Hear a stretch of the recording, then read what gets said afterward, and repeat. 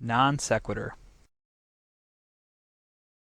Meaning literally does not follow. A non sequitur is formally defined as any conclusion that does not follow from the premise or premises. We use non sequitur to specifically refer to arguments that do not follow from any logical train of thought. Often, no real connection exists from these non sequiturs to any version of reality. So who better than Kirk Cameron on the Bill O'Reilly Show to exhibit the paramount of logical disconnect? And now for something completely different.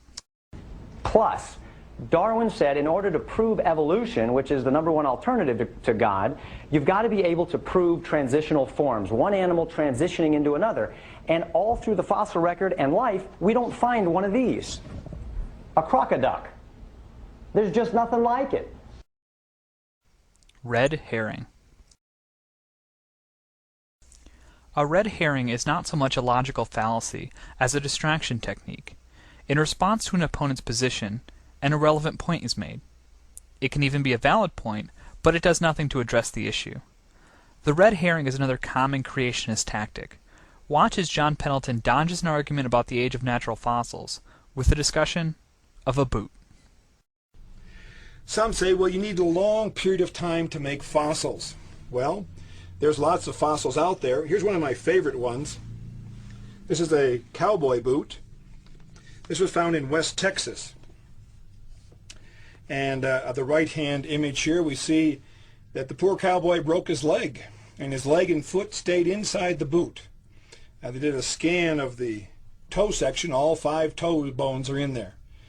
It's all fossilized. This was found in the 1980s. Argument from personal incredulity. In this fallacy, one argues that because they do not personally find a premise to be likely or believable, it cannot be true, regardless of evidence. The fallacy lies in presenting one's beliefs about a proposition as evidence. In the next clip, Michael Behe presents his favorite argument from personal incredulity, the bacterial flagellum. Note how he presents no evidence other than his own belief. I remember the first time I looked in a biochemistry textbook and I saw a drawing of something called a bacterial flagellum with all of its parts in all of its glory. It had a propeller and the hook region and the drive shaft and the motor. And I looked at that and I said, that's an outboard motor. That's designed. That's no chance assemblage of parts. Argument from ignorance. In this fallacy, an appeal to ignorance is made as one argues either that a premise is true only because it has not yet been proven false, or that a premise is false only because it has not yet been proven true. The God of the Gaps argument usually begins with an appeal to ignorance.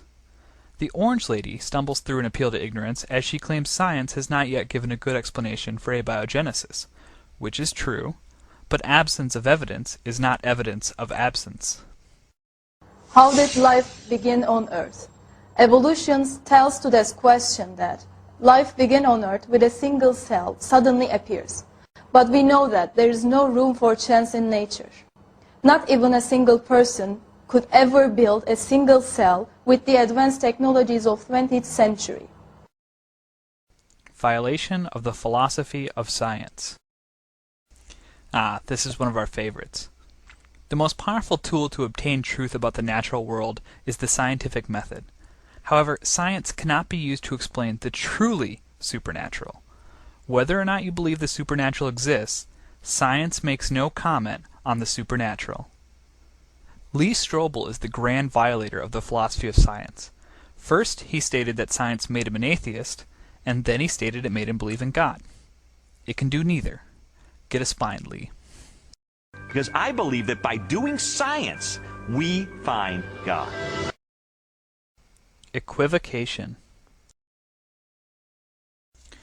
An equivocation is the misleading use of a word with more than one meaning.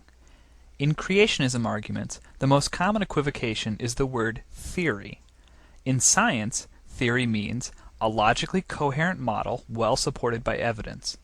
In popular usage, the definition of theory is closer to conjecture or opinion. Do not confuse the two. We see here creationist fallacies are not limited to Christianity. This Islamic gentleman is also having difficulty understanding the meaning of the phrase, theory of evolution. Sister posed the question, how can you reconcile the Quran with Darwin's theory of evolution? Sister, I have not come across any book which says fact of evolution. All the books say theory of evolution. There is no book I have come across saying fact of evolution. False dichotomy. In a false dichotomy, two mutually exclusive options are set up as the only possible choices. Therefore, if one is true, the other must be untrue. The fallacy is that the options may not be mutually exclusive, or even related, and other choices may exist. Venom Fang X walks us through the classic evolution versus religion false dichotomy. And I vote this kid is 5-star creepy. Some people might say that maybe God used evolution to get us here. Well, that's not the God of the Bible, because the God of the Bible says that death came by man's sin. However, evolution says man came by death. Quite opposites. There's a stark contrast between the two, and only one is right, because they are diametrically opposites. In fact, that's proof in the Bible's favor, because if you take it at face value, it is a literal opposite of evolution in every way. In fact, you could come to the theory of evolution by simply looking at what the Bible says and then flipping it on its head. Begging the question. Also known as circular reasoning, begging the question is a fallacy where your conclusion is implicitly or explicitly assumed in your premise.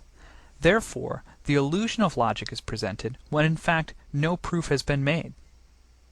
Begging the question can be very subtly done. In the next clip, notice how the questioner assumes somebody wound up the universe. NASA scientist Robert Jastrow wrote, "The second law of thermodynamics applied to the cosmos indicates the universe is running down like a clock. If it is running down, there must have been a time when it was fully wound up. The next obvious question is, who wound it up?"